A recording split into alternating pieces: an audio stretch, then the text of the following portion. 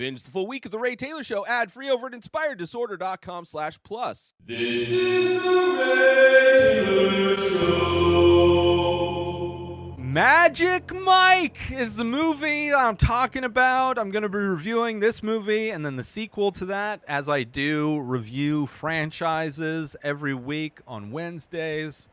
So Magic Mike 1 this week, Magic Mike XXL. I've never seen XXL, but I have seen Magic Mike. It's been a while since I've watched it. This is a movie that came out in the year 2012, directed by Steven Soderbergh, starring Channing Tatum.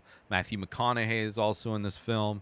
It is a movie that is, I would describe it as a mix of the movie Training Day and male stripping. It is definitely about male strippers, but it definitely, and about like a rookie mentor kind of relationship in a lot of ways. People hustling, people doing things to try and make money. I'm a fan of Steven Soderbergh. I'm a fan of Channing Tatum. And this movie is, on the outside, I could see how people would be turned off by this movie because it's about male strippers. But it's like, Howard, it's about the reality of the logistics going into putting on a show of any kind. With every show, there's writing on some level, there's costuming, there's props, there's training, there's practicing, there's choreography. There's a lot of things that go into doing any kind of performance. And in this movie, you get to see that realized. You get to see that fleshed out, the logistics of putting on a male strip show. But you're also, that's not really what the entire movie's about. It's more about the main character, Mike, played by Channing Tatum, who is the mentor of this kid he brings in, who he meets on one of his many other side jobs to try and make money, to save money in order to follow his dream, being a furniture designer. He meets this kid on his construction job and offers him, runs into him later and offers him an opportunity to help out. And it's kind of about this kid who's a rookie getting into this lifestyle. It's also about Mike as a mentor to this kid, but also a guy who's trying to follow his dreams. He's trying to do something that's outside of all of these hustling that he's doing, being a male stripper, he's somebody that takes pride in the work he does. And as a dancer, Channing Tatum, also an amazing dancer. Don't get me wrong. All the dudes in this movie are gorgeous. They're good. And he's a great dancer, clearly. There's definitely great dance scenes with him in this movie. And it's fun. It's a fun movie. It's also got a little aspect of a romance between Mike and this new guy's sister, played by, of course I'm going to do this, Cody Horn, who I am instantly have a crush on. Also, this movie has Olivia Munn playing a character. Adam is the kind of the rookie. Matthew McConaughey is Dallas. He is the guy is the business owner of this strip club, and he's trying to start a new club in Miami, trying to take their show from Tampa, Florida to Miami, Florida, to try and elevate the club, to try and get it in the quote-unquote big leagues of male stripping. So all of these characters kind of have goals for the future.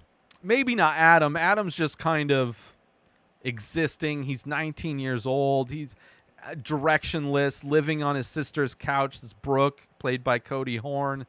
He's, and he finds the lifestyle's fun. The lifestyle's fun. It's easy money. They make big money. And you think of the reality of what it is to be a male stripper is you're entertaining a room filled of excited women. You're constantly surrounded by women who love everything you're doing. So it is very intoxicating. The money, the women, and of course drugs, and of course partying, enjoying your life at that age. I mean, in my 20s, in most people's 20s, that's when a lot of people go to college. That's when a lot of people kind of get their first taste of freedom, their first taste of independence.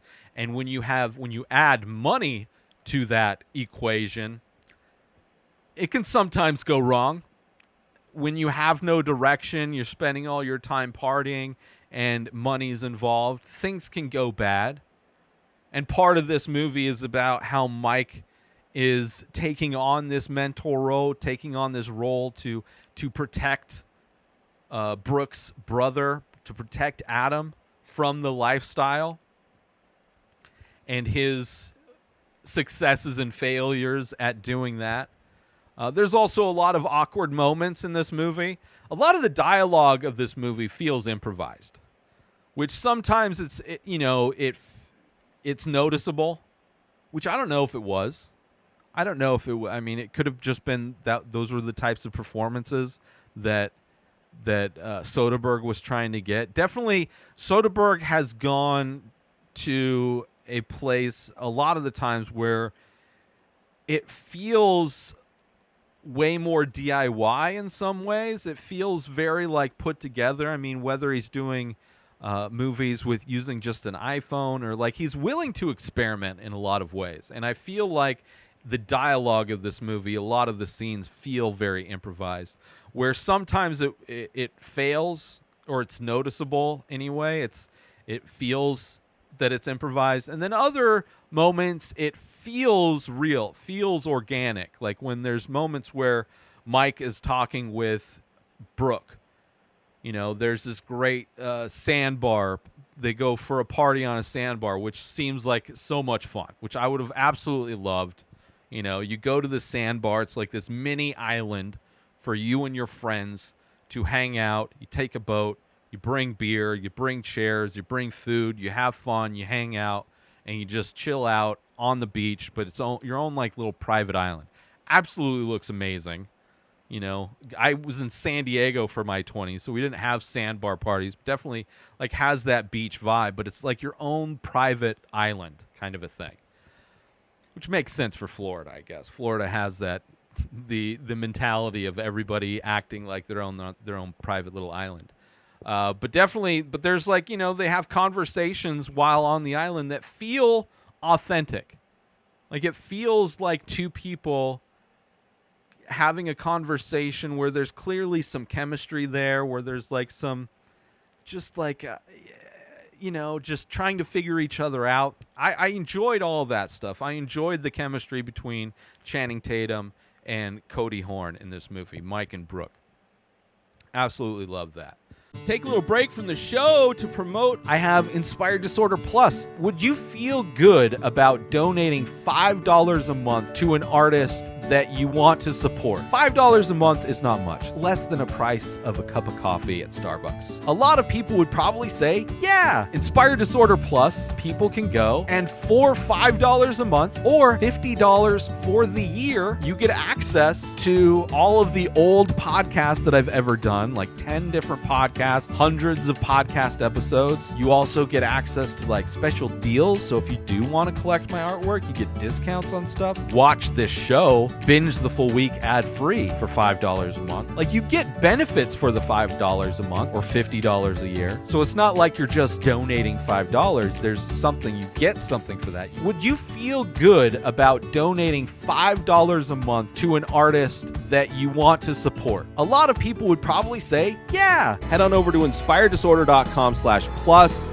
and become an Inspired Disorder Plus member today. And now let's get back to the show. And it's, you know, it's like kind of like this love connection where she's in a relationship. I think she's like engaged. She's works at a hospital. Like she's got a regular, normal life. And now her life is being invaded by this completely different type of lifestyle with Mike, and then now her brother being put into that lifestyle. And seeing, obviously, the friction that comes from that, but also she's seeing how there's layers to Mike. How it's like he's definitely older, you know? He's I don't know what his character's age, but let's just say he's close to 30. You know, old for having that kind of older for having that kind of lifestyle, but he's got dreams, and she realizes that he's got dreams, that there's more to Mike than just partying. There's more to Mike than just being a stripper or to hustling. That he's into other things, and he is into other things. It's kind of like he's at the tail end of him living that lifestyle, living the lifestyle of partying, of drugs, of women. He has Olivia Munn is kind of like his regular hookup, where they regularly get a third person to join them. And like you see how that relationship between Mike and Joanna, played by Olivia Munn, how they're kind of, you know, their casual relationship where they bring a third woman or second woman in, like how that kind of changes when Mike starts having feelings for Brooke. So it's kind of like a transition point for Mike, where he's transitioning out of this life and trying to follow his dreams and trying to do it legit, and seeing how difficult it can be to do legit when all you've done is under the table type of work. When you don't have the credit, when you don't have the regular person 9-to-5 kind of backstory that you would need to get like loans from banks and to start a legitimate business and all of these things. And trying to fulfill your dreams, not only with the institutional hurdles that he's facing, but also just social hurdles with, you know, leaving this life that he has and all of the kind of sticking points that come along with that, all of the things that you can get sucked back into.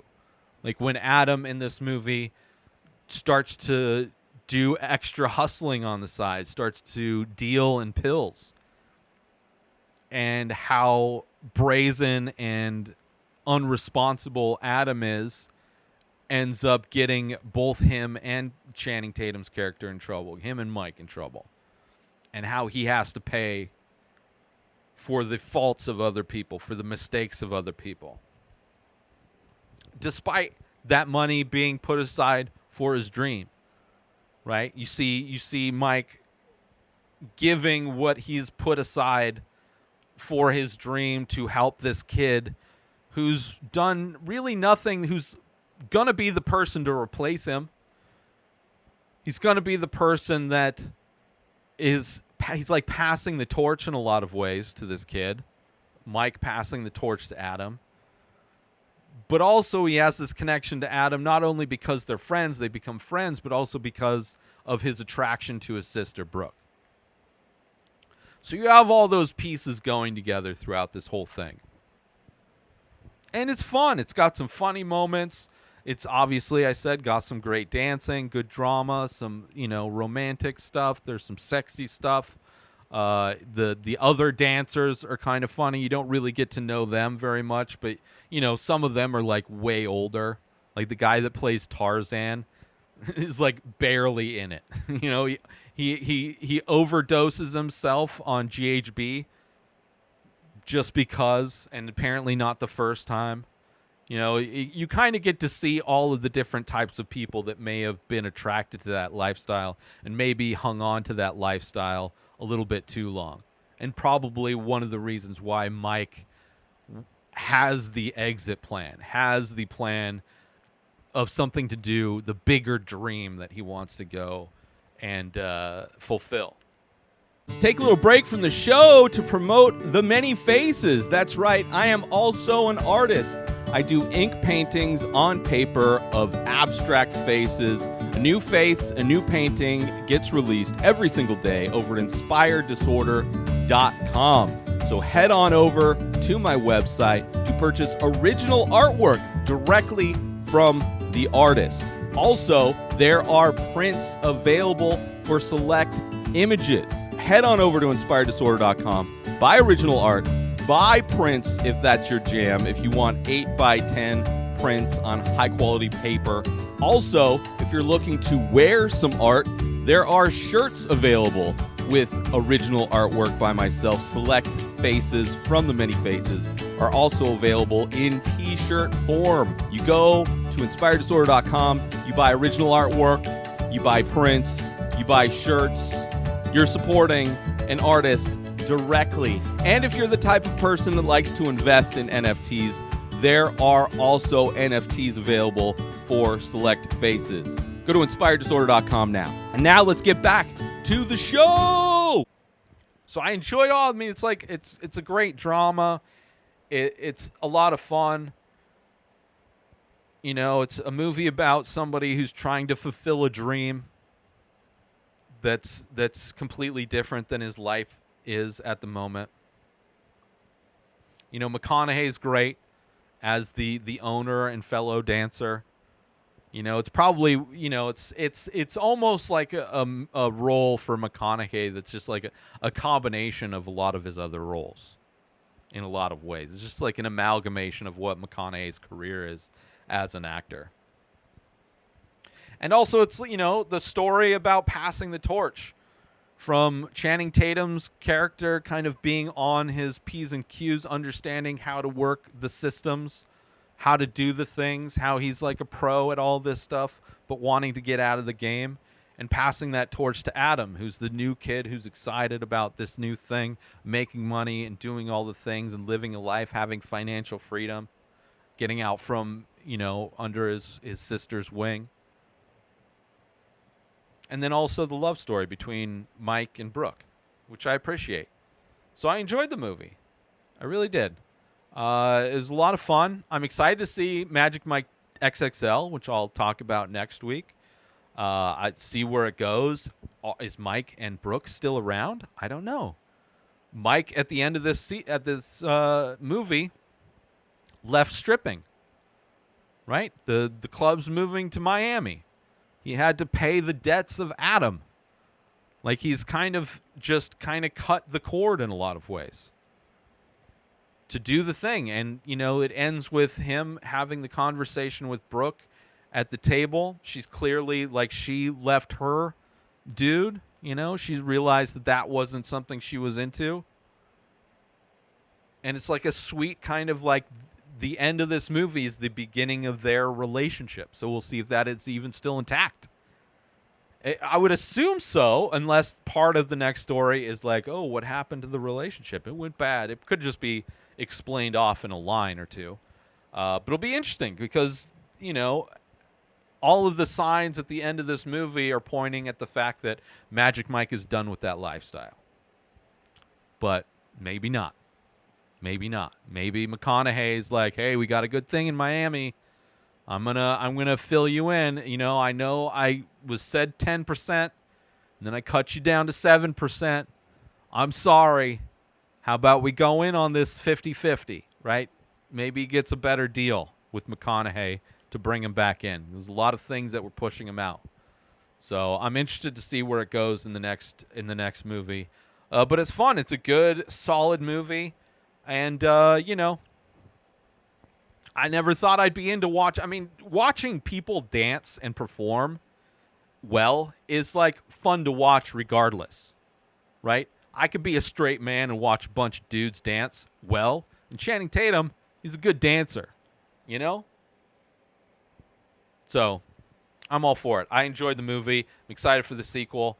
No desire to see the reality TV show that they did, but I'm definitely looking forward to the sequel, which I heard is like not directed by Soderbergh, but he kind of directed it, like he helped the director direct. I don't know. I feel like I heard that he had a lot of influence on it, so I'm hoping it still has that same vibe of Soderbergh. But and I've heard it's people really like the second one better even. So I don't know. We'll see. That'll be next week though, next Wednesday. Magic Mike XXL. But check out Magic Mike. They're both on, I believe, HBO Max right now. Check it out. New episodes of The Ray Taylor Show come out every single day. Subscribe on YouTube and everywhere our podcasts are found. Binge the full week over at inspireddisorder.com/plus. Buy Ray Taylor Show merch over at inspireddisorder.com. And follow the show on Instagram at Ray Taylor Show. Have a wonderful day, everybody. Peace out! bitch! Today is the day where you wake up and you realize that everything that you've been dreaming about, everything that you've been wanting, every goal and wish and hope that you've ever had can become real. Dreams can come true. What you manifest in your mind, you can bring to reality.